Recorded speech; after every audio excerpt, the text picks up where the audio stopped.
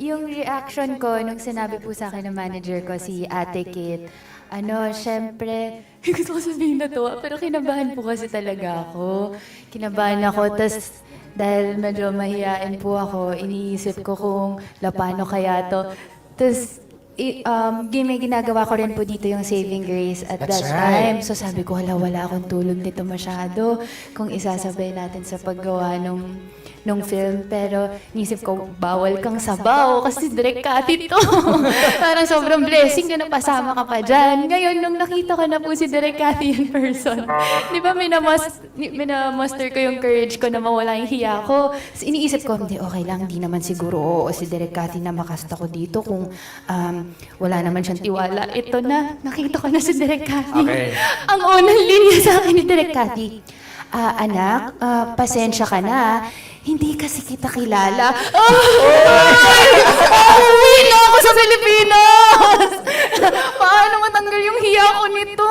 Okay. Pero sobrang mabait naman po si Direk Cathy. Very spontaneous lang talaga, kaya yung presence of mind And very mo, honest. dapat, Diba? Yes po. Yung presence of mind mo po, dapat talaga nandun kasi mabilis, kapag meron siyang binigay na instruction, makinig ka talaga. Tama. You listen. And then, pag may inayos siya, kunyari yung buhok mo or something, huwag ka nang gumalaw.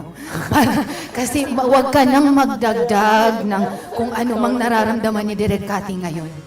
Talagang makinig ka na lang. Ayan. Tawa. Uy, sandali, qualify ko naman yung hindi kita kilala. Hindi ako, mabait ka naman, Direk Cathy.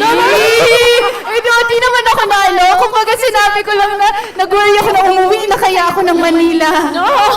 What I meant was hindi ko kilala ang acting capabilities. Kasi nga hindi mo nakakatrabaho. So I don't know, funny ba siya?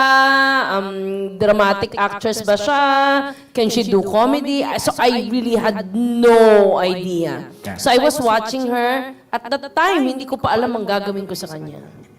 We developed the character as we went along because I don't know how much she can do it. Right. At nag-deliver naman, di ba? Magsalita ka nga uli, anak. Hindi sabi mo nga, hello po. Dali. Hello po. Ayan. Di ba ganyan siya? At manood ko yung pelikula.